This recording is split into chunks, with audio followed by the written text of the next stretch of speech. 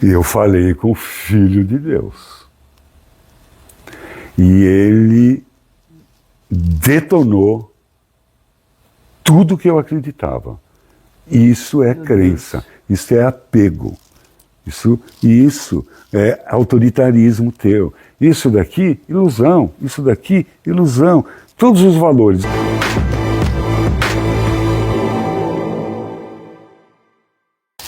Sejam muito bem-vindos, sejam muito bem-vindas.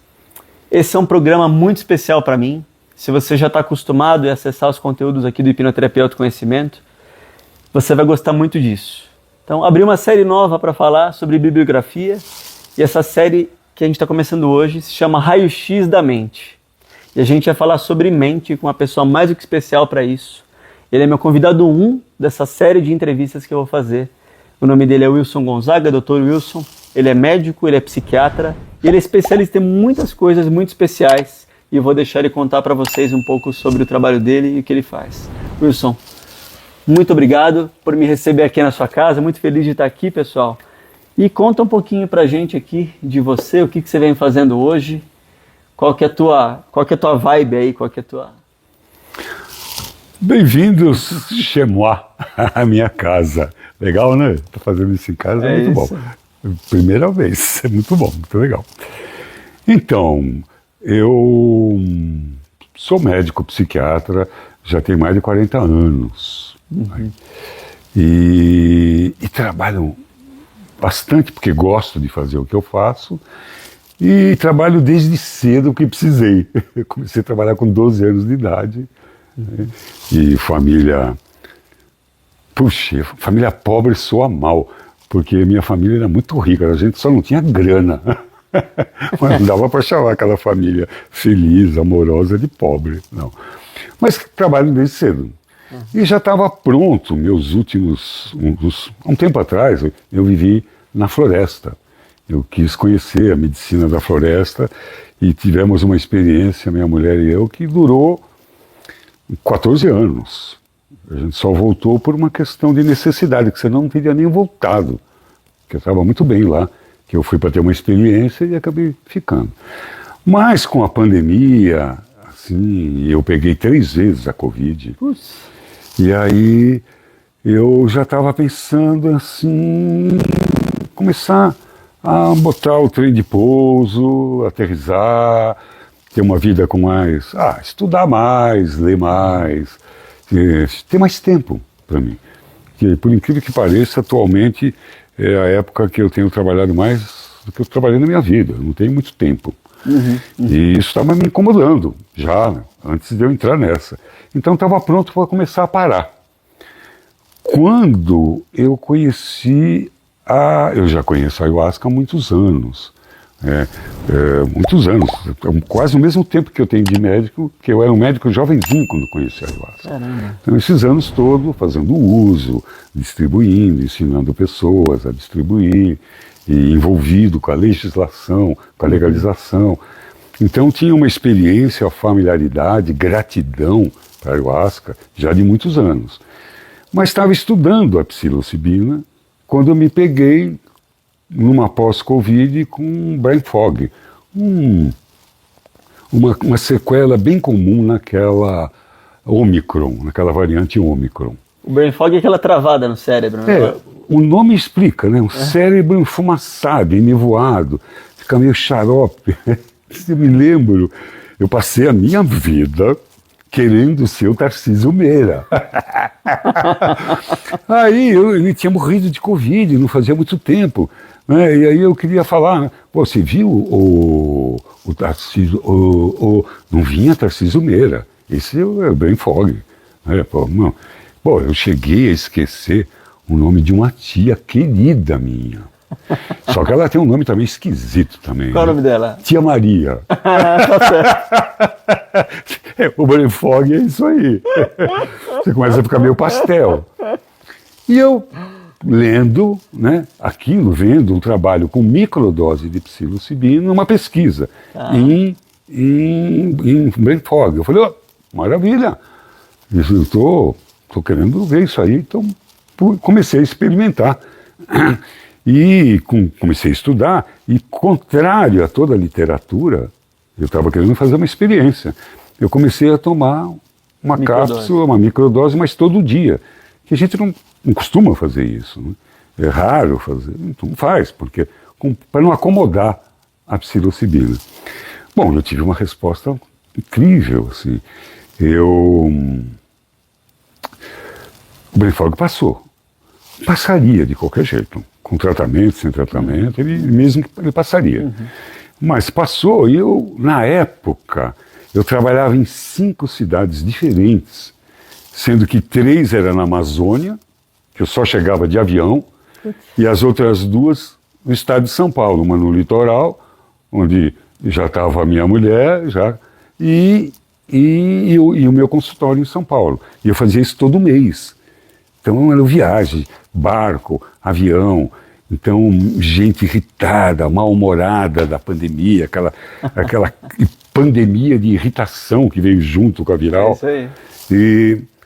E aí eu comecei a achar aquilo normal, paciência, apaziguando briga, gente querendo reclamar, filha do aeroporto. Eu, calma, não adianta reclamar, a pessoa só é balconista. Falei, claro, eu não sou assim, sou meio brigão. E me percebi calmo, tranquilo, animado. Falei, pô, a única coisa que eu estou fazendo é a psilocibina. E condizente com as coisas que eu já estudei e tal. Aí eu continuei, assim, por quase um ano, para ver. Até que, por um motivo, aí como eu tive que fazer algumas coisas, parei. Então, comecei a ver a beleza que isso tinha, como possibilidade de cura. E hoje sou imerso nisso, no que a gente estava falando da terceira onda, o recrudescimento da psicodelia mundial. Ela vinha nos anos 60 a todo vapor, como alternativa fantástica para a saúde mental, para resolver coisas que a psiquiatria, por exemplo, resolve com muito custo, com muito efeito colateral, com efeitos colaterais como, por exemplo, impactar a sexualidade, que é uma coisa importante. Tremores, né? Não. Amnésia, um monte de coisa. Amnésia. Fora sequelas tardias, como discinesia tardia, e uma série de coisas, e medicamentos que nós estamos descobrindo hoje, como euípnicos, que acabam contribuindo para a demência.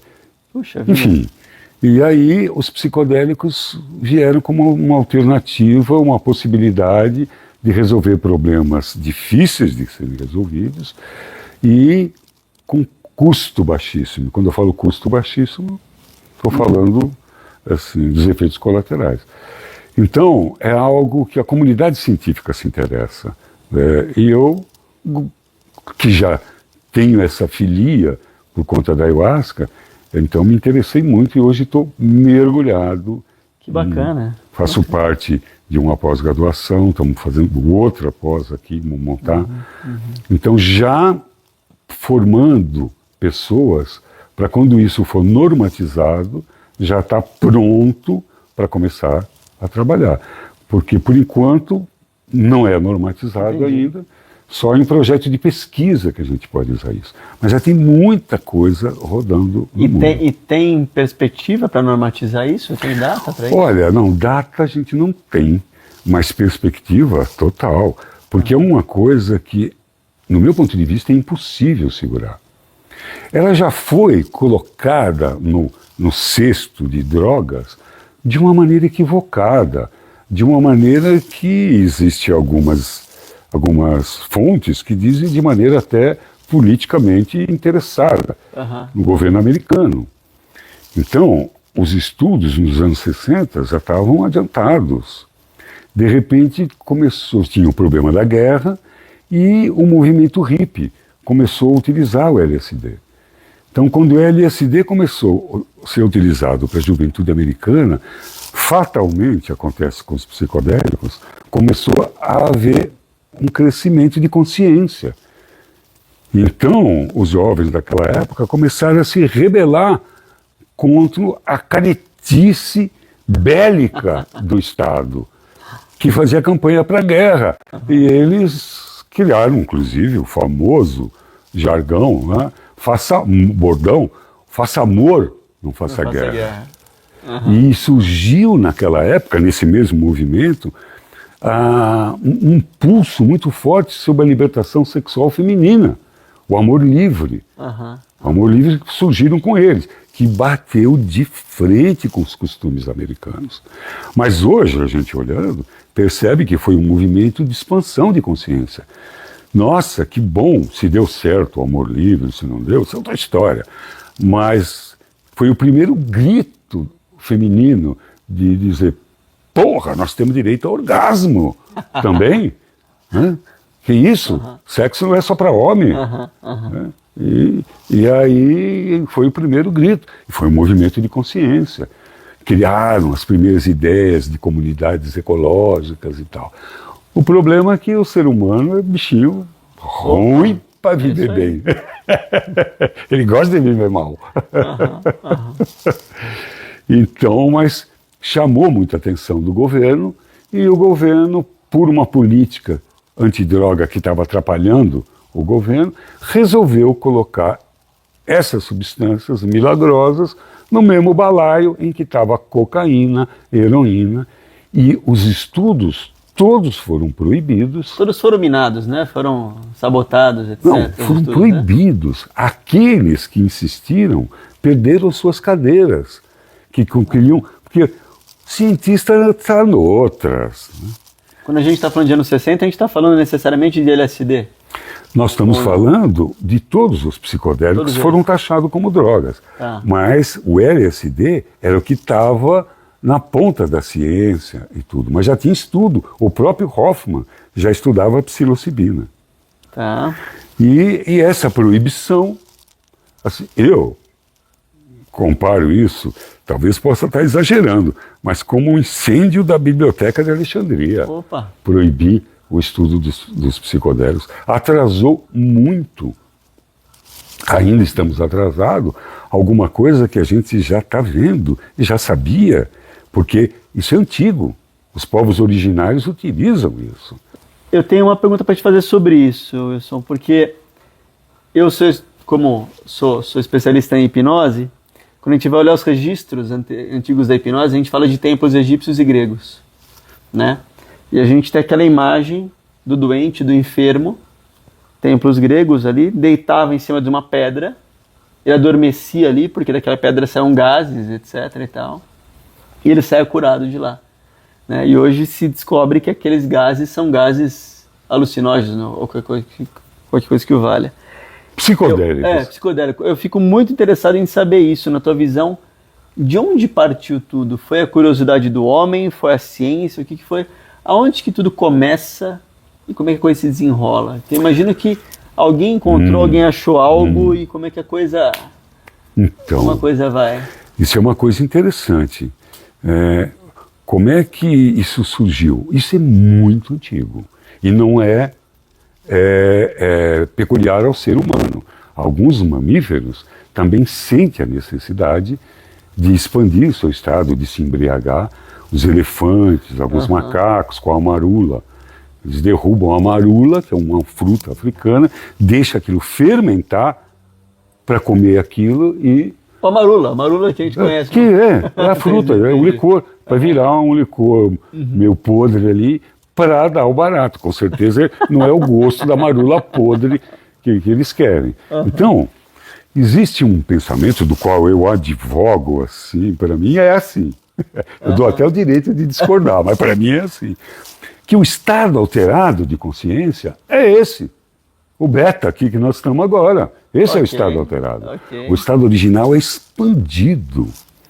Por isso eu gosto muito do termo enteógenos, que foi proposto por um cientista, Gordon Orson, que era um micologista, também era banqueiro, o cara era diferente. E tinha grana, e ele podia estudar o que ele queria, acho, né? E ele contribuiu muito para o estudo dos fungos. E ele que colocou os fungos, cogumelos mágicos, na cara do mundo ocidental, pelas visitas que ele fez para Maria Sabina, no México. Que legal. Então ele era um micologista. E ele propôs um termo enteógeno, enteos genos, um gerador de uma busca, de um movimento divino. Porque ele percebia, e todos os antropólogos que estudam isso, quem estuda isso, percebe que isso é muito antigo. Entusiasmo é cheio de Deus, né? Entusiasmo, entelsiasmos, com Deus no coração. Então, cheio de Deus, pleno de Deus. Legal. Eu adoro essa palavra também. Então, eles já conheciam isso daí e viam, né, de que eles usavam isso para se comunicar com o sagrado. Eles, assim, não existe nenhum registro milenar de uso em rave antigas. De rave antigas. Bacanais, não tinha? Tinha os bacanais romanos e tal, tudo. Tinha. Ali era com vinho mesmo. Enfim. Então, era sempre usado com a coisa sagrada. E ele também, né, que nenhum estudante, o estudioso dos psicodélicos, fica no livro só, porque você tem que experimentar aquilo, é muito diferente. E Gordon Orson também deve ter experimentado e sacou essa de colocar esse nome, enteógeno, para tirar, a primeira palavra que a gente tem que banir é o alucinógeno. Porque, etimologicamente, o que significa isso? Gerador de alucinação. E alucinação, a definição, é uma realidade falseada. É uma falsa ideia da realidade. E a visão, ela não é falsa. Ela pode ser muito mais verdadeira do que aquilo que é a realidade. Então, que as pessoas convencionam como realidade. Então, os enteógenos, eles são pontífices. Por isso eles eram usados pelos pontífices. O que é um pontífice? O que faz a ponte do mundo material para o mundo espiritual, para o mundo divino. Ele faz a ponte. Né? Diz que o Papa é um pontífice. Se não é, devia ser. Né? De que fazer essa ponte.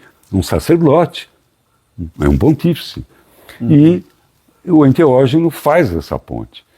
Então, nós temos essa necessidade intrínseca de se aproximar da nossa origem, porque achar que a realidade é essa daqui... É pequeno demais. É muito tonto isso. Para mim, aquele filme Matrix foi muito feliz naquela metáfora. Né? Aquele Matrix, ou né? O 2, o 3, aí é Hollywood. O 4, me desculpa, uma porcaria. Eu nem assisti. Eu vi no cinema com a minha esposa, né? Eu nem assisti. Porque o que me interessou mesmo foi o primeiro, e o resto, claro, Tubarão 2, 3, e o primeiro é simbólico, iniciático, filosófico, esotérico. Iniciático. E é altamente iniciático, altamente, isso mesmo, esotérico, inspirador, e conta a nossa história. O Neo é o Cristo. É o Cristo. Só faltava ele sair com um crachá, né? Neo, entre parênteses, ou Cristo. E o mito da caverna está lá? O mito da caverna de Platão está lá também. Está tudo lá. Está tudo lá. Então aquilo é lindo, Como tem histórias, assim, às vezes contado para criança, que você fala... E aquele momento simbólico, né? Que ele está com o Morfeu, que é o deus do sono, sim, né? Ele está com as duas pílulas, né? Isso. Uma que leva você para o mundo da Alice, né? E outro que leva você para ficar preso na realidade, né? Eu tenho uma pergunta para te fazer em cima disso. Eu vi uma entrevista sua, ou um story seu, eu vi tanta coisa sua aqui, recentemente falando de algo assim. Te perguntaram sobre estados alterados de consciência, se você achava que era alucinação ou não. E a tua resposta, gostei muito da sua resposta. Você falou de pesquisadores que chegaram em conclusões só depois de tomar aquela substância. 2 prêmios Nobel. Foi o que você falou. Eu queria que você falasse mais sobre isso. E eu queria que você contasse alguma experiência tua nesse sentido de falar, cara, mudei a visão de mundo. Então são 2 perguntas em uma. A primeira conta essa, dos prêmios Nobel, e a segunda de alguma coisa na sua vida que você fala, cara, virou essa chave depois que eu tomei, entendi diferente. Eita, tem várias. É difícil, né? Isso é fácil eu responder. O que é difícil é eu lembrar os 2 nomes, precisa tomar vergonha na cara. Toda hora eu falo isso. Um chama Joseph qualquer coisa e o outro Rau, não sei das quantas. Tudo bem. Mas eu lembro que um era de genética, outro era de química. Tá. Outro dia, eu acho que num story apareceu isso, Acho que e aí alguém colocou lá, corrigiu, falou, os caras são esse daqui e tal. Sempre tem alguém lá que contribui lá, eu acho muito legal isso aí. E tem uns haters e tem os anti-haters, os caras que contribuem, né? Tem gente do bem, né? Tem, gente do pô, bem, que tem clareza. gente do bem, tem gente do bem. Então, mas esses dois prêmios Nobel, eles admitiram publicamente, tá? Isso, se você tiver um Google, você vai saber o nome dos caras, que só chegaram à conclusão das suas teorias que foram mundialmente reconhecidas à luz do LSD. Porque ele coloca os psicodélicos, ele abre, expande a consciência e pode colocar uma das coisas que eu falo, que tem a ver com a resposta, que eu costumo falar em normatização. Essas substâncias não são normatizadas. Eu não falo em legalização. Eu procuro não falar, às vezes falo. Gostei da palavra. Mas por que eu não falo legalização? Porque legalização tem a ver com lei. E essas substâncias, elas podem colocar você em contato com outra lei. E a gente percebe que essas leis são menores. Outras leis. E isso modifica todo o teu olhar na vida. E eu acho muito interessante, porque nós estamos tomando uma bebida, no caso da ayahuasca, uma que é legalizada no país, que turisticamente, ou recreativamente alguém come um cogumelo. Então, é uma matéria, é uma bebida, ela vai atuar no cérebro, ela vai mexer no hardware, mas ela tem a capacidade de mudar o software, o programa. Não existe medicamento que faça isso, que trabalha na consciência, que muda o software, que muda o programa, que muda a mente, através do hardware. Chupa Merck Sharp, chupa Bayer, não vão conseguir. Adorei. O hardware, não. software... Porque ela é uma substância que muda o software. Mudou o modo de ver o mundo. Tá, não preciso mais usar essa substância. Mudou o modo de eu ver o mundo. Olha, eu sou, assim, fui, né? Sou uma pessoa, assim, curiosa, uma pessoa intensa, uma pessoa corajosa, uma pessoa ousada. Com 70, quase 71. Quando eu era moleque, você podia imaginar que isso tudo era potencializado e tudo isso ainda com tesão lazare, que me deixava em paz ainda. Então, se eu não tivesse encontrado a ayahuasca, encontrei ela com 28 anos, no nó dos 28. Você está com 71 hoje. Estou com 71. E na hora certa encontrei com ela. Porque eu já estava formado, enfim, assim, era um momento em que eu ia ter poder na mão, eu precisava ter juízo. Então, os algoritmos cósmicos me apresentaram ela na hora que eu precisava. E aquilo me fez ter uma vida mais assertiva, mais legal, mais saudável, mais feliz. Claro que eu tive um monte de problema, coisa, enfim, como todo mundo. Mas acredito que se eu não tivesse encontrado esse alucinógeno, esse enteógeno, a ayahuasca na minha vida, eu tenho quase certeza que eu não estaria tão feliz como eu estou hoje. Uma pergunta para você em cima disso é, quando a gente fala de LSD, a gente fala do Timothy Leary, né? Sim, também. É um dos nomes conhecidos. Sim. Aí. Quando a gente fala desse nome aí, como é que é a relação dele? As pessoas o reconhecem como um cientista ou como tal? Ou hoje essa ciência moderna, mais tradicional, fala, não, era um porra louca, etc e tal? Como é que é a... Não, isso? Ele é... Tanto que nós estamos falando dele, né? Sim. Então ele é uma referência. Então, esses experimentadores, esses mais ousados, que saíram e produziram e falaram, eles são os pioneiros dessa ciência. Porque existe, no caso dos psicodélicos, não existe um trabalho que é muito importante ser feito, que é o trabalho científico, acadêmico, laboratorial, de pesquisa. É muito importante fazer isso. E principalmente se isso um dia a gente tiver a pretensão, como nós temos, de ser usado terapeuticamente.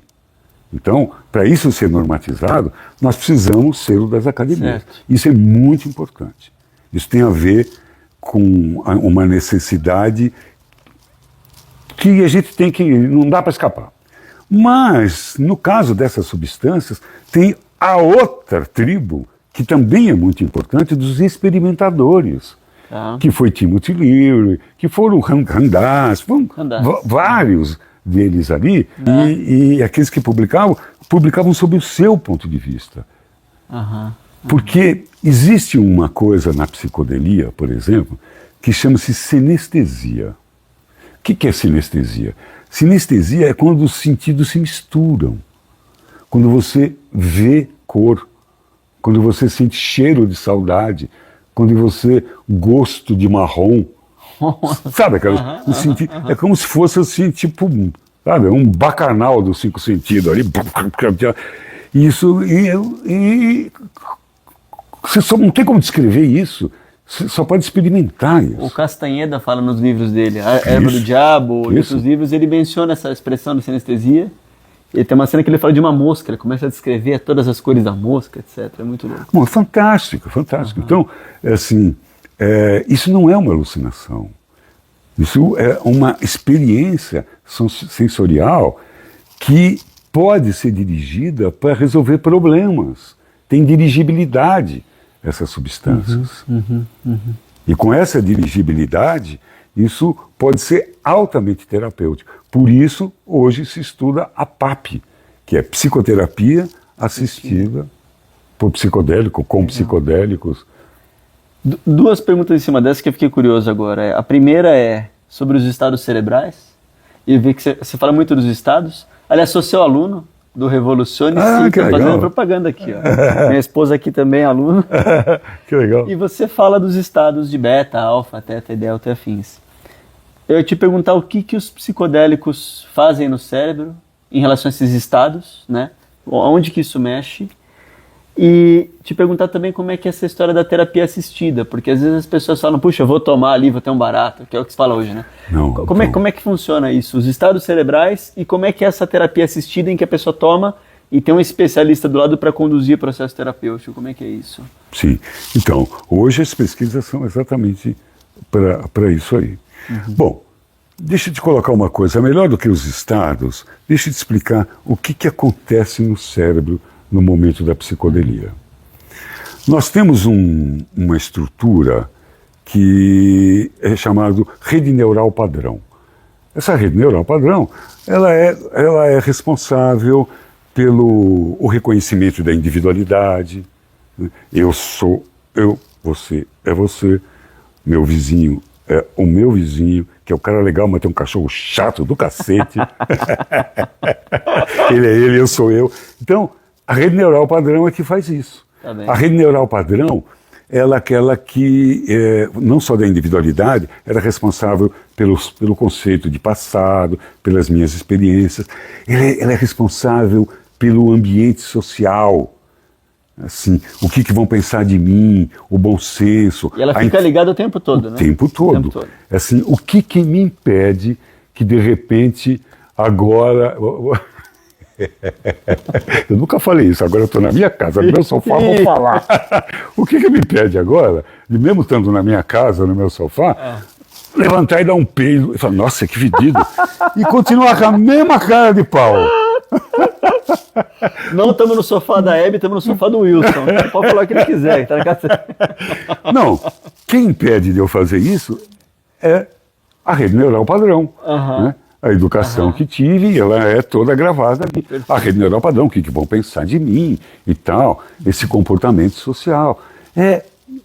Grosso modo, é a casa do ego. Tá. Legal. Rede neural padrão. Eu estou falando do ego, que é uma estrutura psicológica, e estou falando da rede neural padrão, que é uma estrutura de hardware e de software. O software se manifesta naquele hardware ali. Muito bem. Tá bom.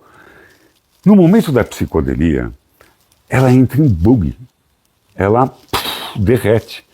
Se a gente for ver uma pessoa numa experiência psicodélica dentro de uma ressonância funcional, magnética, funcional, assim, a gente vê que aquilo é uma pirotecnia. O primeiro cara que viu isso, ele deve ter ficado assustado.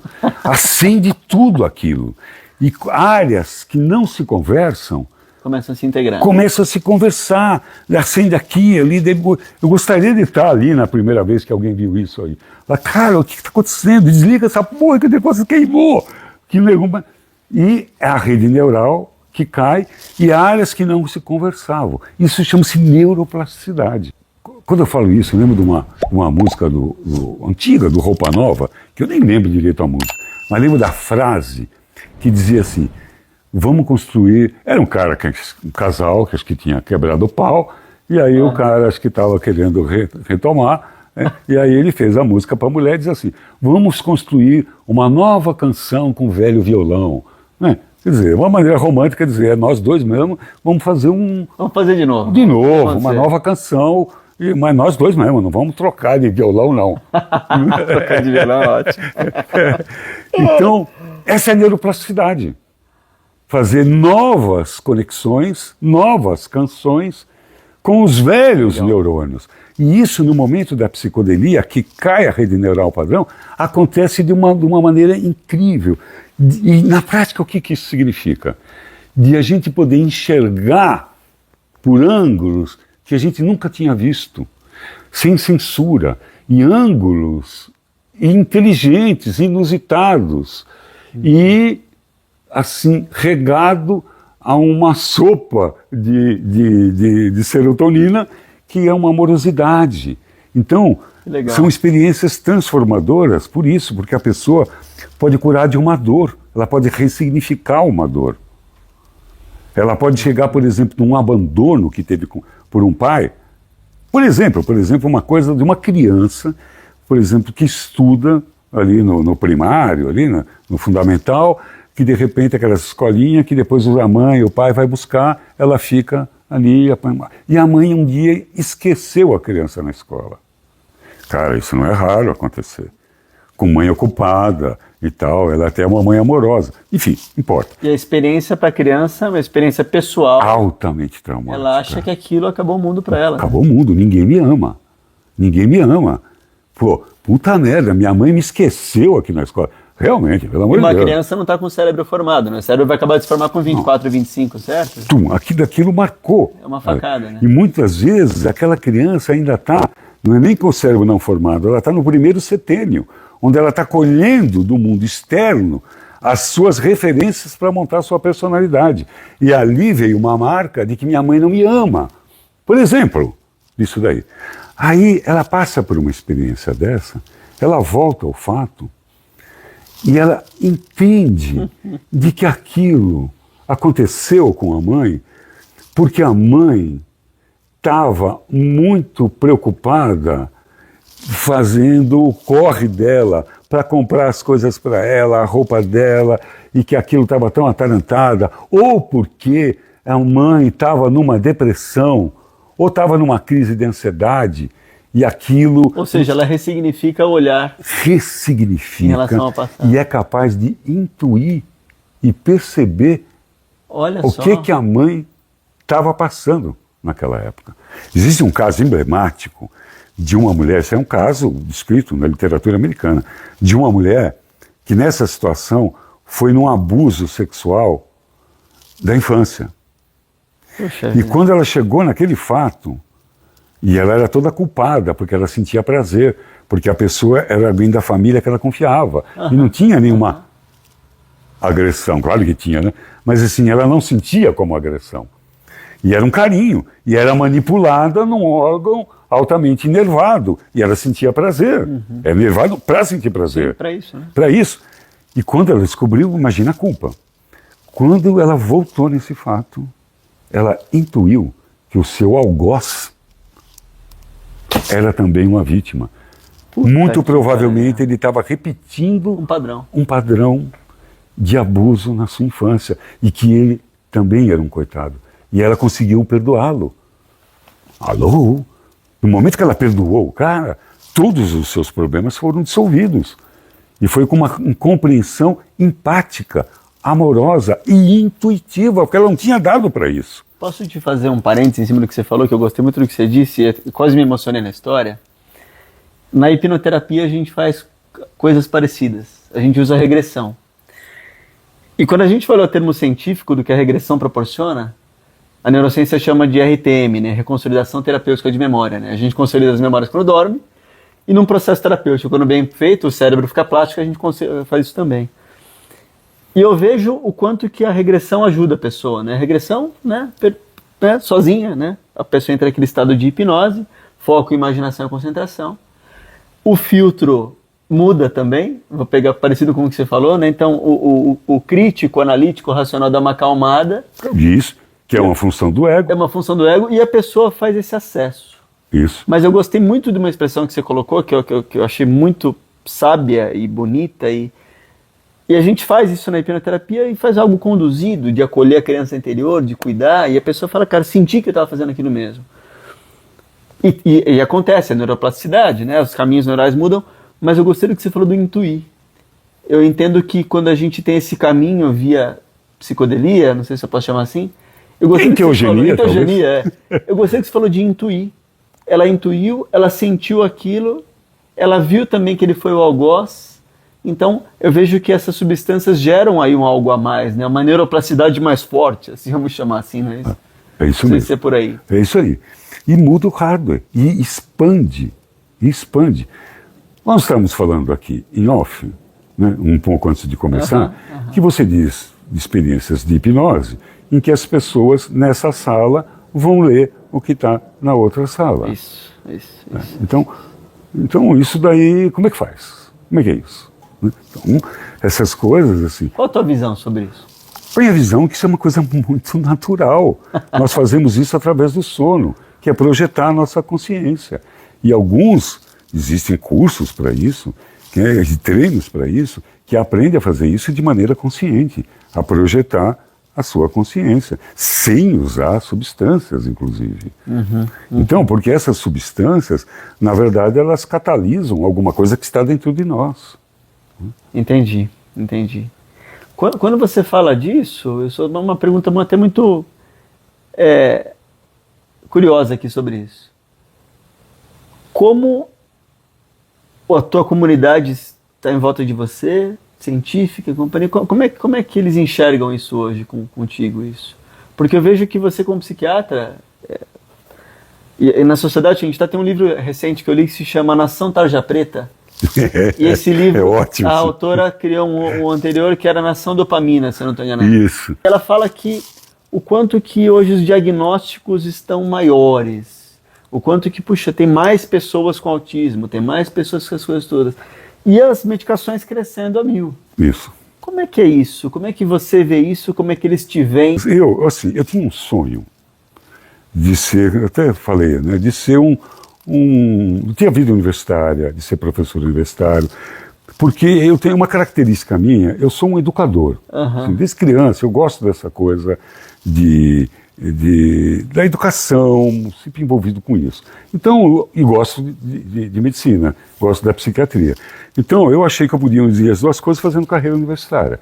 Mas tive uma grande decepção, né, na vida universitária. Eu falei, quer saber de uma coisa?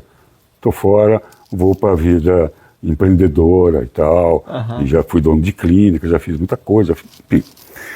Então, eu tive uma vida meio paralela a isso. E, assim, uma coisa que eu desenvolvi bem cedo é não estar muito preocupado com o que os outros pensam de mim. Senão eu já não usava essa cara aqui, esse bigode aqui, que parece... Outro dia encontrei um velhinho, cara, isso aconteceu, só um parênteses aqui, como é que chama? Uma cidade de Minas, que é uma estância mineral, São Lourenço. E lá, fiquei no hotel, fui dar uma palestra lá, e fiquei no hotel, eu fiquei assim, impressionado com a quantidade de velho que tem lá. Assim, eu era um adolescente naquele São Lourenço hotel. É sede da eubiose. Isso, esse lugar aí. Esse mesmo lugar, exatamente. E aí, eu estava lá nesse hotel, e aí eu fiquei, assim, quando eu saí, eu fui tomar café de manhã, falei, meu Deus do céu, isso aqui está parecendo um asilo. E tinha gente muito mais velha do que eu. E veio, quando eu estava entrando no café, vinha vindo um senhorzinho, assim, todo velhinho, assim, num andador. Andadorzinho. Assim, mas ele tinha beirando os 90, ou mais do que 90, assim. E foi muito engraçado que ele veio com o andador. Quando chegou perto de mim, assim, ele deu uma olhada de cima embaixo e falou: Marechal Deodoro?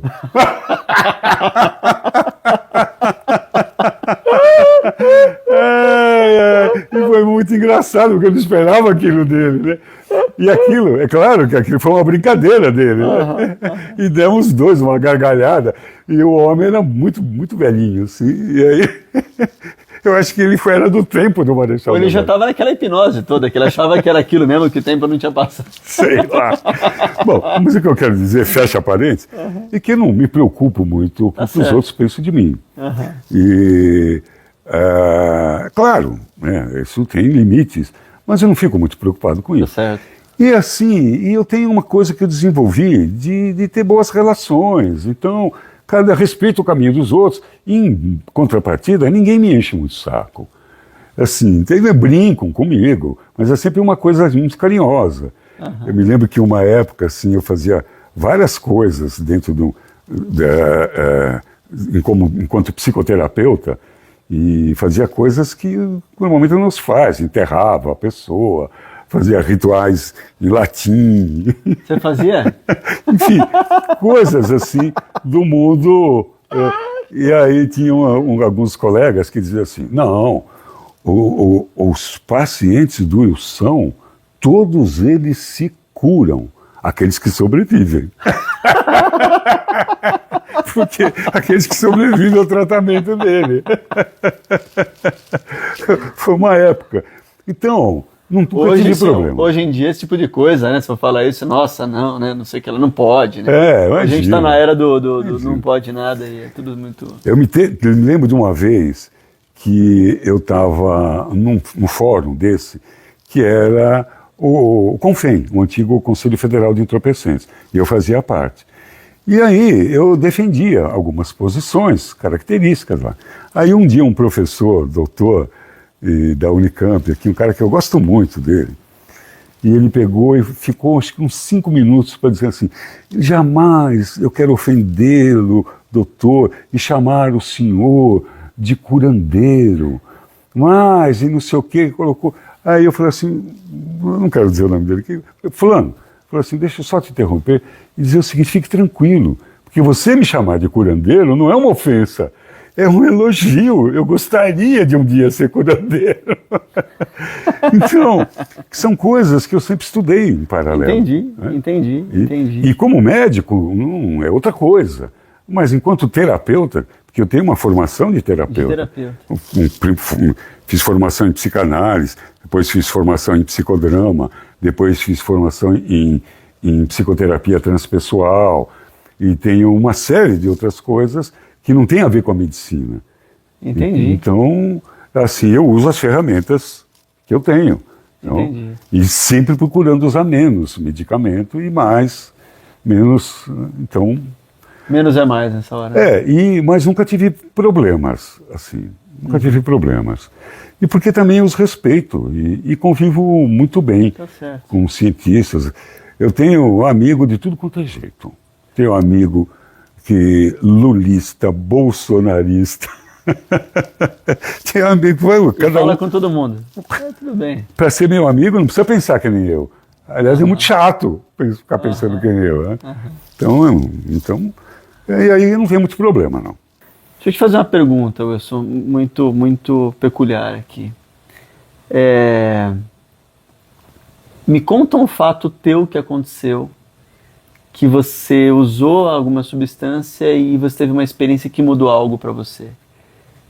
Algo teórico ou algo, já que a gente está falando de um terreno que eu gosto muito de falar, que era o terreno das muitas possibilidades, um terreno em que a gente pisa um pouquinho ali nas filosofias antigas, filosofias iniciáticas, etc. e tal. Tem algo que te marcou muito, que aconteceu com você?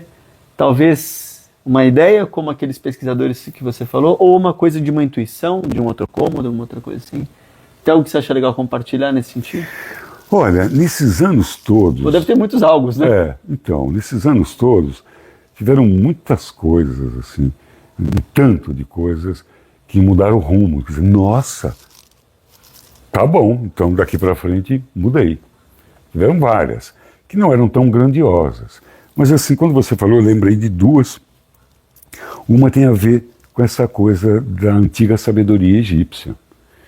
Eu teve uma época da minha vida que eu morei na França, fui estudar lá. Tá. E um lugar que eu adorava ir era no Museu do Louvre. E quando eu fui pela primeira vez, eu fiquei encantado com as coisas egípcias. Aquilo mexeu comigo. Foi assim como se tivesse batido numa memória ancestral. Assim. E que diz assim, eu me lembro que numa das vitrines com as joias egípcias tinha um anelzinho lá de ouro, assim, que eu tive vontade de chamar o cara. Falei, ó, daqui que ele é meu, tá? Quero comprar. Esse aqui não, quero comprar não, esse aqui é meu. Agora eu quero ele de volta. No fim eu comprei uma réplica dele. Eu senti muita familiaridade com aquilo. Aí eu pensei assim, eu já era conselheiro lá, era um grau lá que eu tinha o direito de ter a minha ayahuasca e eu levei para Paris comigo e tinha ganho também uma outra lá de um mestre aqui antigo que me deu uma muito boa. E aí eu falei, bom, eu vou voltar nesse Museu do Louvre, aqui, já com a consciência expandida, bebi uma copaça. Você tá brincando? E no hotel e fui. Eu morava, pra vocês terem uma ideia, assim, só para ter uma ideia, porque quem está ouvindo pode conhecer Paris ou não, mas eu morava naquela Arco do Triunfo. E ali do Arco do Triunfo até o Louvre, tinha uma linha que ia direto, que não precisava ficar trocando. Falei, eu molho pro gato, bebo o chá, vou pro metrô, pego o metrô, até chegar no Louvre, eu já e vou esperar chegar a força sentadinho lá no Louvre, inverno e tal, estava todo encapotado. Chama de força, borracheira. Força, borracheira, enfim. Bom, e assim fiz, só que o chá era muito forte. E quando eu entrei no metrô, o negócio começou a pegar. É mesmo? E aí, era incrível, assim, o francês normalmente é mais baixo, o metrô lotado, e eu birolão, grandão, e assim, as cabeças falaram assim, se eu der uma vomitada aqui, eu vou lavar shampoo para esse vagão inteiro. E eu falei, cara, eu não posso vomitar aqui. Que vem aquele enjoo, aquela vontade de vomitar, todo mundo apertado, metrô, assim, no meio, embaixo da terra. Eu falei, nossa, não estou aguentando aqui. Aí, primeira estação do metrô, que apareceu, saí daquela muvuca, fui no fundo da plataforma e lá... Foi tudo lá. E chamei o Leão do Monte Belo. Enfim. E aí, passou aquela náusea, e aí me senti já mais equilibrado e... assim, falei, cara, eu não quero abrir a sessão aqui, eu quero sair daqui. E faltava mais algumas, 2 ou 3, sei lá, estava perto para chegar no meu destino. Peguei o outro, já ainda estava lotado, fiquei na minha, quieto, de olhinho fechado ali, saiu. Saiu, quando eu saí, aquele céu azul, maravilha. Aí abri a sessão, e fui para o lugar egípcio lá. E fui para a tumba de um faraó, que eu tinha encanado com ele, e que eu fui visitar. Aí sentei lá, e aí comecei a fazer um mantra no meio do Louvre, e aquilo, de olho fechado. E aquele cheio de japonês, fotografando, turista e todo. E eu ali, né, cantando um mantra, assim, um louco a mais, um louco a menos em Paris, ninguém percebe, aquela terra só tem doido. E eu lá, olhando pro faraó, e lá fazendo uma chamada, que fala sobre a ciência divina. E porque eu queria entender a da ciência egípcia. Estava ali para aquilo, bebi aquele chá para aquilo, e estava no lugar. E estava querendo fazer pergunta para o faraó. E aí aconteceu um negócio muito diferente. diferente. Eu vi todas as etapas de como compensar a gravidade, que Meu era Deus do assim céu. que foram construídos as pirâmides. Mas faltava uma chave para completar tudo aquilo. Foi mostrado sem que eu pudesse montar aquilo. E aí eu fiz essa pergunta, eu falei, não, mas peraí, não entendi, falta alguma coisa. Eu falei, pois é, você não tem grau para entender isso. Se você aprender isso, você vai montar uma transportadora amanhã. Pegue leve, sei lá. Não, isso é para você entender aonde pode se chegar através do conhecimento. Hoje, você abriu essa janela. Meu Deus do céu. Aonde se pode chegar. Esse era um conhecimento que a gente tinha e que vocês perderam. Então, isso foi uma coisa fantástica, mas que não mudou nada a minha vida. Só isso, só serve para eu contar essa história. Continuo fazendo força para subir a escada. Não resolveu para nada. Mas tive outra. Essa foi muito que mudou a minha vida de lá para cá. Eu já vivia na floresta e tive aquela experiência, não sei se vocês já tiveram, que São João da Cruz descreve como a noite escura da alma. É quando a gente briga com Deus. E assim, brigar com o vizinho já não é uma boa. Brigar com Deus não vai dar certo. Mas é aquela história que você, assim, não acredito mais em nada, não quero mais nada. Conheço você não bem fala... essa história. E é muito importante, porque na história do buscador, ele vai encontrar com isso. Ele vai encontrar com isso. E não era a primeira vez, mas essa vez estava muito dura. E aí eu já estava na floresta, eu falei, bom, eu só tenho um jeito de resolver isso, é beber um copão de ayahuasca e vou para o meio da floresta. Meu Deus, sozinho? Sozinho. Aí aluguei lá uma motocicletinha e fui para o meio da floresta numa trilha de lenhador, na beira de um rio, escolhi o rio, aí montei a rede e fiquei na beira do rio, no meio da floresta. Bebi o primeiro copo, deitei na rede, nada. O tempo, já tinha bebido aquela ayahuasca. Você já sabia quando batia mais ou menos? Já sabia, experiente. Falei, caramba, será que eu vou ter que beber outro copo? Bebi outro copo cheio. Eu já estava numa época em que eu não precisava beber copo cheio. Mas eu estava naquele momento precisando.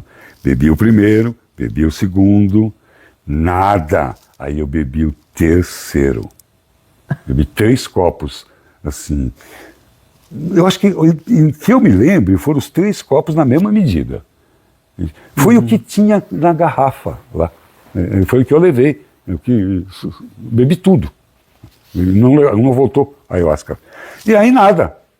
Quando eu disse nada, eu falei, tá bom. Aí eu comecei a blasfemar. Falei, legal, viu? Maravilha. Muito bom, sutil você, né? E à noite isso? Entendi. Noite? Não, de dia. Era de dia? De dia. Ah, tá. De dia. E aí falei, legal, tá bom, entendi. Eu tenho que resolver sozinho, então, ayahuasca, nada. Comecei a desmontar a rede para ir embora. Quando eu comecei a desmontar a rede, só deu tempo de eu me inclinar e deitar na rede, porque eu caí na rede. Os 3 copos vieram de uma vez. E eu falei com o Filho de Deus. E ele detonou tudo que eu acreditava. Isso é crença, isso é apego, isso é autoritarismo teu. Isso daqui, ilusão, isso daqui, ilusão. Todos os valores. Aí eu comecei a falar, tá, mas o meu amor pela minha filha, apego. E o meu amor pela minha mulher, apego. Eu falei, bom, tá, então já que você está dizendo para mim... Rolou uma conversa? Então. Não, rolou um bate-papo. E eu já cheguei puto na conversa, né? Porque eu já estava brigado com ele, né? Eu já cheguei mal educado. E aí todo mundo falou, bom, já que você está dizendo que tudo isso aqui é ilusão, então, por que você está me dizendo isso? Me leva daqui. Me leva daqui, não quero mais ficar aqui. Quero. Quero mais ficar aqui. Se tudo isso é ilusão, nem o amor, nem as coisas que eu acho que é mais, que eu achava que era mais verdadeiro, tudo isso é ilusório, então me leva daqui. Mas eu não queria se morrer. Assim, eu humildemente queria que ele me... Queria ser arrebatado, né? Queria que ele me levasse como Enoque. Sobe todo pro céu. Sobe né? todo. Né? Vou, inclusive com essa roupite aqui, pode ir, já estou pronto. Ele respondeu da seguinte maneira: não, tem duas coisas que se parecem muito com a verdade. Se você se fixar nessas duas coisas, você está cumprindo o teu papel aí. Fica aí. Faz isso. A primeira dela é amar melhor. Amar melhor. Amar não tem a ver com quantidade. Amar melhor. Tem a ver com quantidade. Não dá para amar mais ou amar menos. Amar melhor. A tudo e a todos. Amar melhor. A segunda é servir mais. Isso é quantidade. Sirva mais seus pacientes, sirva mais no trânsito, sirva mais a sua companheira, sirva mais a sua filha. Sirva. Quanto mais servir, mais está fazendo o que você tem, o que deve fazer. Se você ficar com essas duas coisas, já está bom. Então, isto mudou a minha vida. Que bacana. Isso mudou. Foi longa a experiência? Bom, até chegar à força, demorou pra caramba. Aí, depois, essa conversa não foi muito longa. Ela foi assim que a força chegou. Depois que tudo terminou, aí eu fiquei na minha mirabolância ali, aí demorou. Eu só fui sair dali quando já estava começando a escurecer e eu sabia que eu tinha que voltar muito tempo no meio da floresta. Então, eu, para não coisar no escuro, para não viajar no escuro, eu saí, mas saí ainda dirigindo com muito cuidado. Com muito cuidado. Uhum. E eu me lembro que nessa época eu tinha um amigo lá. Como eu disse, qualquer um pode ser meu amigo. Eu tinha um amigo lá que era o padre da cidade. E um cara muito legal, era o Padre Bira. E eu vi um monte de coisa sobre ele. Eu falei, eu preciso falar para o Padre Bira. E aí eu cheguei... Viu coisa sobre ele? Sobre ele. E aí cheguei, ele hoje é bispo, lá no Pará, bispo lá daquela, o Círio de Nazaré lá, Padre Bira. E aí eu me lembro que eu cheguei, eu gostava muito dele, assim, ele era um cara, um cara bem legal. E aí eu cheguei para ele e falei assim para ele, quero falar uma coisa para você. Ele era rebelde, era um padre diferentão, assim, por isso que a gente era amigo, né? E uma vez eu falei que ele era um padre diferente, ele falou ele me chamou de senhor. O senhor também é um psiquiatra muito diferente. Eu falei, você está me criticando ou elogiando? Porque o meu foi elogio. E ele era diferente mesmo. Uhum. E aí eu falei para ele, eu sei que você não tem ninguém dentro da igreja para você se confessar. Você se confessa como padre e tal mesmo, mas eu quero dizer para você que eu tenho ouvido treinado, que se você quiser, eu posso ser o seu confidente. Não colou. Mas o desejo era esse mesmo. Cara, pode falar comigo, porque eu sei o que acontece com você. E uma das coisas que eu disse para ele é que ele era um rebelde, por isso ele estava lá naquela cidadezinha. Você intuiu isso? Eu sabia disso, né? Percebia. Tá. Percebia isso, né? E aí aquele dia eu falei, você é um rebelde, você está punido aqui nessa cidade e o teu caminho é a mitra. Eu vi a mitra na tua mão. Você já vai ser bispo. Ele, hoje é bispo de Belém. Ele riu, falou, não vou. Até ele confessou lá. A encrenca que eu arrumei já está em Roma, tipo assim, já não está mais aqui. Ele é bispo hoje? Hoje é bispo lá em Belém, do Pará, lá. É uma figura importante, porque ele é muito bravo para ser sacerdote, assim, para lidar com o povo. Mas ele é líder, ele é padre de padres. Entendi. Então ele é educador, ele é salesiano, ele é um cara diferentão. Assim. Então o negócio dele é administração, Já já, se ele continuar, ele vai estar no Vaticano. Eu não sei se ele vai porque ele tem as ideias dele. Mas foi essa vez que mudou a minha vida. Eu queria mudar dele também. Então isso mudou a minha vida. Servir mais e amar melhor. Eu ouvi você contando outro dia uma história. Eu achei muito legal. Você falou assim, puxa, eu tô há anos já fazendo terapia 4 vezes por semana e a coisa não vai. Já falei mal do meu pai, já falei mal da minha mãe. Eu vi uma entrevista sua. E aí você depois conta que a ayahuasca ajudou você a mudar algumas coisas nesse sentido, assim. E a questão da neuroplasticidade é muito interessante, né? Porque alguns teóricos falam que quando você fica sempre contando as mesmas histórias, você acaba reforçando essas histórias, né? Tipo a picada aberta, né? Você andando, você reforça a história. Você reforça o circuito. Você reforça o circuito. Como é que foi esse momento para você? E eu sei que quem tá vendo aqui, a gente não tá falando para ninguém parar terapia nenhuma, né? Não é essa a ideia, pelo contrário. Mas como foi para você isso? Você fala, cara, eu tô olhando isso, já olhei meu pai, já olhei minha mãe e tal. Aí teve um momento que você tomou e a coisa abriu. Assim. Isso. Como é que foi essa epifania para você? Exatamente, a palavra é essa.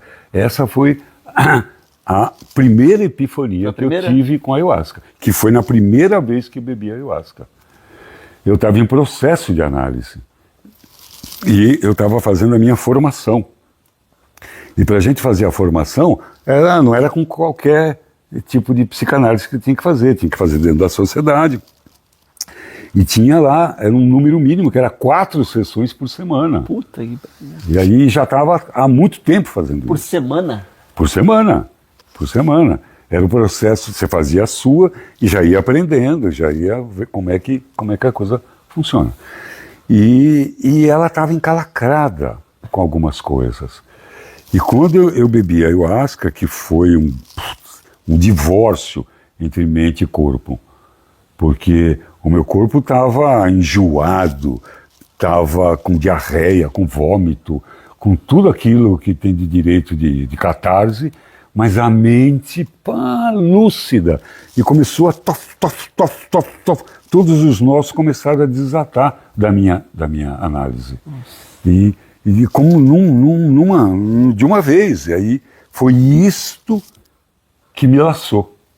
Eu falei assim, caraca, esse tipo de lucidez, assim, eu não conhecia. Nunca tinha tido em terapia essa lucidez toda? Nunca. Todos os problemas de terapia, isso aqui, é isso aqui, é isso aqui, é isso aqui, se resolve assim. Pá! Isso daqui, é isso aqui, se resolve assim. Pá! Isso. Por que isso? Que lucidez é essa? E aí eu estava... Essa era a cena psíquica e a cena física era eu no vaso sanitário, com ranho caindo, com a pia aberta, com a mão caída assim, e o dono da casa lá preocupado comigo e eu no nirvana, mas quem olhava, o trapo, ali parecia assim um pano de chão atropelado. A cena psíquica é o que importa, né? O resto é o resto. Não, e aí, quando eu percebi onde é que eu estava, eu tentei me recompor, aí que eu ia, falei, cara, que é isso? Só pode ser essa bebida. Cara, que maravilha, que é isso? E aí eu comecei a melhorar do estado quando eu percebi como é que eu estava, porque eu estava lá largado mesmo. Eu sei lá quanto tempo eu estava no vaso. Ali. E aí eu comecei, aí fiquei curtindo aquilo, né? Foi rápido. Falei, pô, já sei o que eu tenho que fazer. A vontade que eu tinha era de levantar dali e falar, pronto, agora vamos para a vida. E tinha um monte de coisa para fazer. Você continuou na terapia depois? Ou diminuiu? Não, foi o processo de conclusão ali. Eu concluí e disse que estava bom para mim, tudo. Ele, claro, que ele... Eu falei, ó, eu não vou nem explicar, sabe? Não, assim, não tinha dúvida. Eu só fui comunicar, só fechar, para não voltar mais. O que é isso? Vou voltar e tal, tá bom e tal. Porque não dava para explicar para ele o que tinha acontecido comigo. E foi uma das coisas que eu comecei a questionar se eu ia fazer isso, continuar fazendo psicanálise. E logo depois, a minha professora de psicanálise falou, pô, você não tem jeito para isso não. Eu falei, eu vou provar para você. Eu era um bom aluno, né? Aquilo que eu gostava, eu estudava. E aí eu falei para ela, eu vou provar para você que você vai ter orgulho desse teu pimpolho aqui. Ela morreu antes de eu dizer para ela, você tinha razão. Poxa vida. Você tinha razão. Não é psicanálise legal pra caramba e tal, mas não é meu jeito de trabalhar. Aí fui pro psicodrama. Mas foi uma experiência, epifania foi resolver o meu processo de análise. Que legal isso. Que legal. Não foi abandonar a análise. Sim, foi sim. concluir. Dizer assim, tá, e aí, não é isso aí não vou fazer com o meu psicanalista. Quando você passa por um processo desse, não sei se o nome é catártico ou não, com o que você falou agora, dessa epifania sua, quando você sai desse estado e a consciência muda, volta para esse estado que a gente está aqui de beta e tal, você precisa fazer algo com seus botões ali para isso ficar mais dentro de você? Você precisa escrever, fazer algo do tipo ou não? Ou a coisa fica e um abraço e... ela precisa ser praticada. Tem que ser praticada. Tem que ser praticada, porque é bem comum, todo mundo que bebe ayahuasca sabe disso que eu estou falando, que tem altos insights do que fazer na vida. Alguns fazem. Outros ficam só... Outros ficam, na semana que vem miram de novo, bailam, fazem tudo de novo.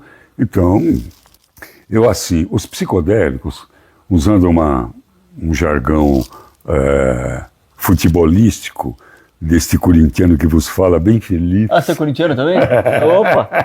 Feliz com o que está acontecendo. Finalmente, né? Feliz finalmente. Não, depois de tanto sofrimento. De tanto sofrimento. Então,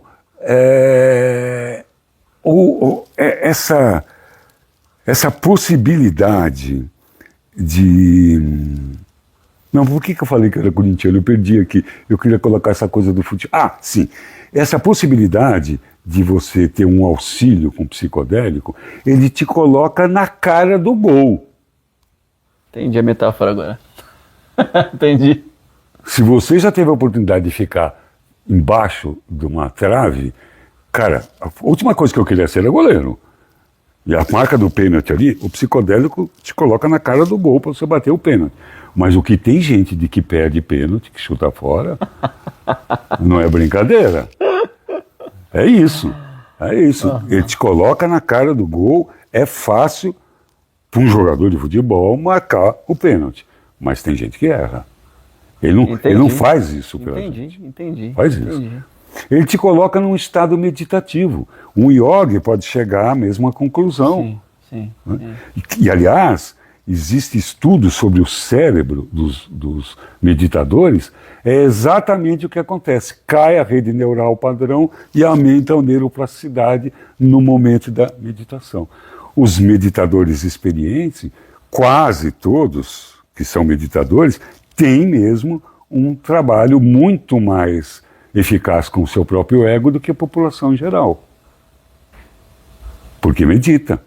Porque está acostumado a colocar a rede neural padrão em bug, quer dizer, cai, baixa. Eu ouvi você que é da área e sabe mais os detalhes e tal, não sei se eu estou falando besteira da substância, diz que quando você está meditando, o cérebro libera uma substância chamada anandamida, ou algo assim, que é algo que tem proporciona um pouco dessa experiência mais integrativa e tal. Você consegue produzir sozinho muitas coisas, né? Assim, com a meditação, o cérebro consegue fazer coisas que ele fica muito parecido com o cérebro psicodélico mesmo.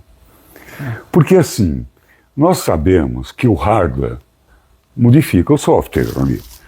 E o software também modifica o hardware. Que é coisa que a ciência oficial tem um pouco de dificuldade de entender isso. Aí, explicar isso com o psicodélico, então, aqui a dimetiltriptamina fez isso, as aminas fizeram isso e tal. Mas e no caso do meditador, que não tem substância nenhuma? Só com a respiração ele faz aquilo. Ele muda, sim, o hardware, ele muda o padrão cerebral dele.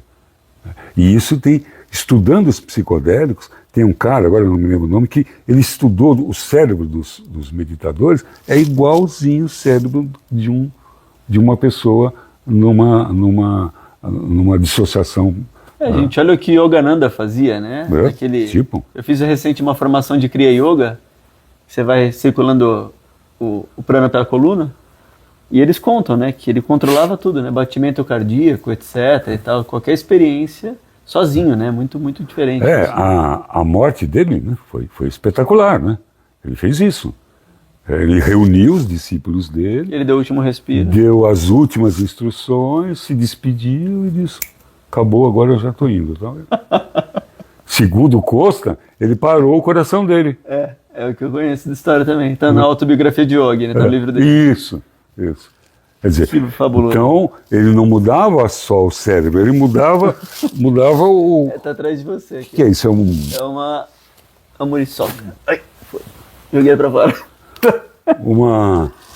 Ele mudava o padrão cerebral e o padrão cardíaco. O cara podia, assim, produzir hormônio, dominava as glândulas dele. Loucura, né? Cara, loucura que nós vivemos, isso é sanidade. Loucura é a nossa aqui. Me fala uma coisa que para quem está vendo aqui a gente aqui, qual que é a diferença, vamos falar de terapia, né? De parte terapêutica para depressão, para ansiedade, para pânico, para fobia. Qual que é a diferença das substâncias? Tem uma substância certa para cada pessoa? Não tem? Hoje em dia está na moda tal que eles falam de microdose, né? Como é que é isso, Wilson? A substância versus o problema, tudo é para todo mundo? Não. Bom, primeiro é preciso que fique claro que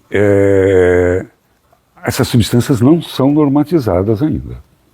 Então, elas não podem ser usadas terapeuticamente para isso, a não ser dentro de um projeto de pesquisa.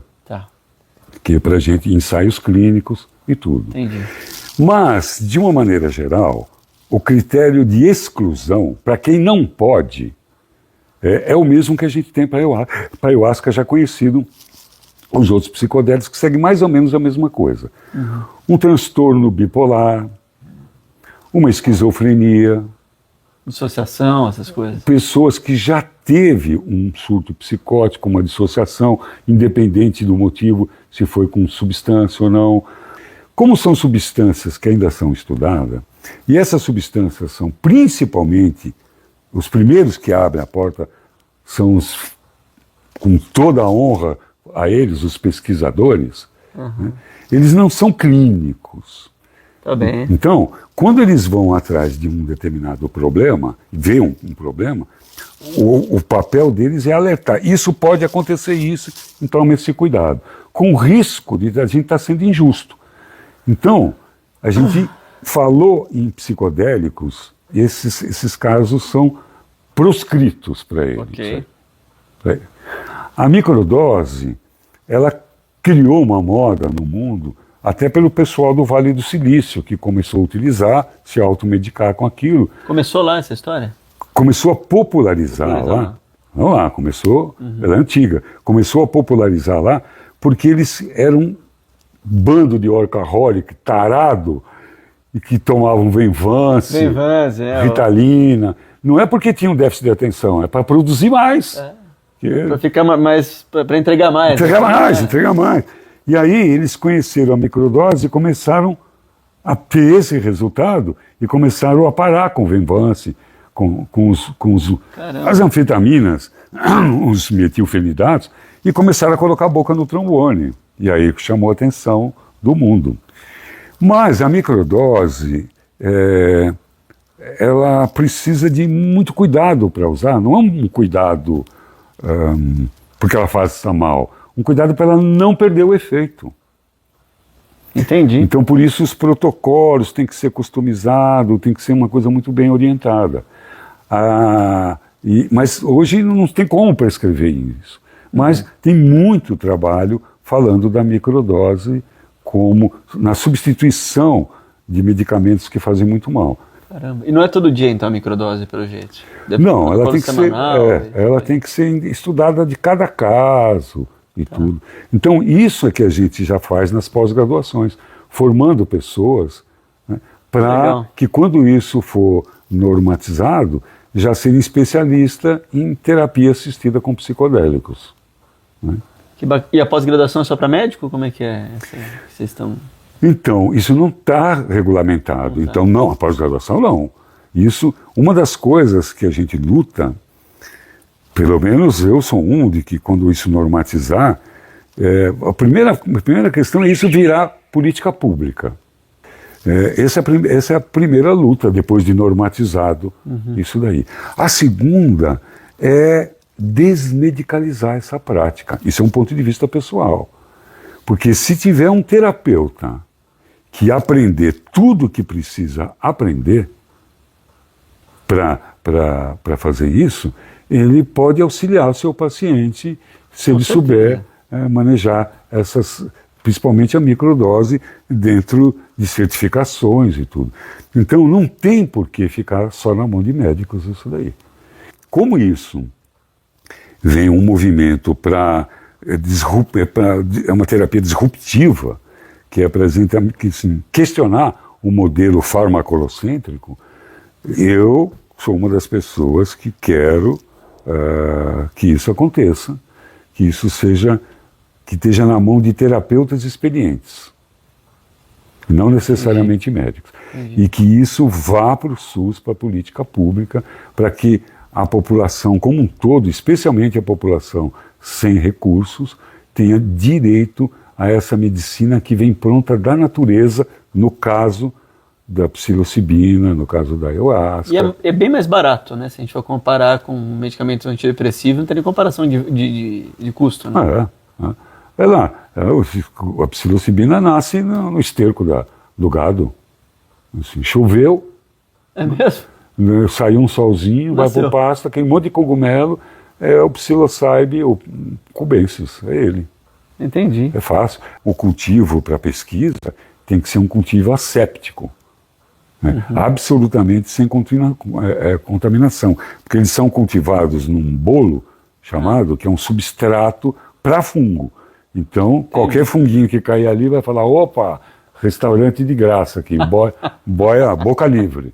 Então tem que estar muito... E fora do Brasil, tá assim, tá no mesmo passo também, que você falou agora do SUS, tem que normatizar, mas fora do Brasil, em algum país já normatizou? Como é que tá isso na Europa? Está muito próximo da FDA dos Estados Unidos normatizar isso. Aí vai para todo mundo. Suíça parece que já está normatizado, já tem alguns países que algumas substâncias, a psilocibina, por exemplo. Agora, o Brasil, ele só perde em produção científica sobre os psicodélicos para os Estados Unidos e para o Reino Unido. Então, ele tem muita produção científica aqui. A Universidade do Rio Grande do Norte, instituto como Faneros, que é independente, o Instituto Alma Viva, que eu faço parte, já fazendo a pós-graduação. Né? Então, e a Unicamp, tem várias universidades. O Brasil está assim, não vou dizer que ainda está na vanguarda, mas é um dos países de vanguarda de produção científica na área de psicodélicos. Então tem bastante produção. Eu creio, é uma opinião pessoal, por conta da familiaridade que nós tivemos esses anos todos com a ayahuasca, já nas academias. Então já estavam trabalhando, como é o caso da Universidade do Rio Grande do Norte, que já está trabalhando com DMT, né? Pesquisa com DMT inalado, e aí para pegar a psilocibina já estão ali. Então a ayahuasca já fez mais esse trabalho para nós todos. DMT e ayahuasca. É o princípio, um dos princípios ativos da ayahuasca, dimetiltriptamina. Entendi. Então é promissor para coisa... Promissor, não tem como segurar. Tem como segurar. Os resultados das pesquisas, dos trabalhos, falam da eficiência, cara, que bichinho chato. Falam da eficiência e da inocuidade. A minha primeira especialização, a francesa, por exemplo, foi em dependência química. Não tem caso de gente viciada em psicodélico, dependente de psicodélico. Não tem caso de overdose de psicodélico. Não tem caso de intoxicação por psicodélico. Então são substâncias que a gente sabe que são seguras. Mas você acha que rola um preconceito quando você fala disso? Por exemplo, eu sei que não gera dependência, mas imagino que rola um preconceito, igual fala, fulano de tal é maconheiro, fulano de tal não sei o que lá. Claro. Essa campanha que o governo americano fez de demonização dos psicodélicos fez com que a população acreditasse que eles são drogas como cocaína, como outra qualquer. Por isso que eu comparei com a queima da Biblioteca de Alexandria. Foi um atraso muito grande na ciência, isso daí. E isso gerou um grande preconceito. Então, eu me lembro que era muito comum, que diziam assim, se a pessoa tomar um psicodélico, ela vai ter a alucinação que está voando, vai abrir a porta do seu apartamento e vai se jogar. E essas eram as notícias que corriam. Bom, o próprio CBD, né, demorou para regularizar, e agora que está... Pois é, ué. E demonizavam também o THC, né? Não, CBD pode, THC não pode, né? Rola uma demonização em cima de tudo isso, né? Rola, por causa do preconceito, porque o princípio ativo da maconha, o recreativo, vamos dizer assim, é o THC. O delta-9-triido-canabidiol. Mas tem o CBD precisa do THC para poder funcionar. O THC precisa do CBD para poder funcionar. E depois, quando se faz o óleo e tudo, o uso medicinal disso, cara, não tem por que ficar preocupado com tráfico, com abuso, porque é um medicamento. Mas como é que se debela preconceitos? Com informação.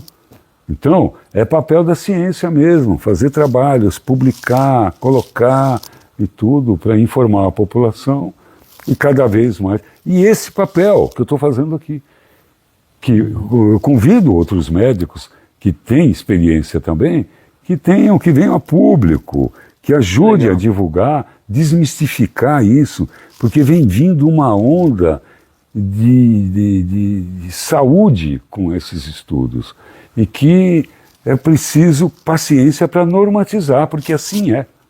Assim é. A lei tem que andar par e passo com a sociedade. Houve época que as mulheres foram proibidas de jogar futebol. Hoje, se não fosse elas, a gente não teria trazido medalha na Olimpíada. É verdade, futebol, é isso aí. nós nem classificados fomos os homens. Então, mas era proibido. Houve época que o berimbau, a capoeira, foi proibida. O samba chegou a ser proibido, uma época, porque era coisa de preto, e coisa de preto era coisa de vadiagem. É isso aí, é isso aí. Hoje, se pegar um recorte dessa fala e colocar isso na internet, eu vou preso, porque se pegar isso daí. É isso aí. Porque hoje o preconceito é um crime inafiançável, lá, não é isso? É isso aí. Então, porque é isso que tem que ser. A sociedade ainda tem que fazer essa lei. Estamos atrasados, que em preconceito... Mas as coisas estão mudando, então a lei muda, ela vai mudando, vai mudando. Então, é isso. Para usar essa substância, tem que ter todos os selos da academia. Tá bom, tá certo, paciência, vamos que vamos, é assim é. Que bom. Assim é, é rápido que isso vai acontecer. É rápido, né? Eu acho que sim. Que bom saber que a gente está na vanguarda, né? Que o Brasil está na frente disso, né? Que Tá. tá bem evoluído, né? Tem bastante conhecimento sendo gerado aqui, Que bom. nas universidades. Fala pra gente aqui, pra quem tá assistindo aqui, um recado final aqui, o que você pode deixar para as pessoas sobre isso, uma orientação sobre tudo isso, sobre a consciência, sobre o ser humano. O que você pode contar aqui de um recado pra gente concluir a nossa história aqui? Então, é o seguinte, assim como eu, com certeza você também deve estar achando esse mundo muito chato. A gente não, é muita violência, muita desonestidade. O meu e-mail só tem bandido lá, nem eu abri um outro, porque é só golpe que tem lá. Tá muito chato. Todo mundo querendo passar a perna no outro, a impaciência no trânsito, guerra, nós estamos fazendo guerra ainda. Então, nós temos que mudar isso aí. E não ficar iludido que vai vir um salvador da pátria. Essa mudança vai ter que ser feita por cada um de nós. Então, o que eu quero falar é o seguinte, nós temos que começar uma revolução agora. Não mais uma revolução armada, nem com voto, nem política.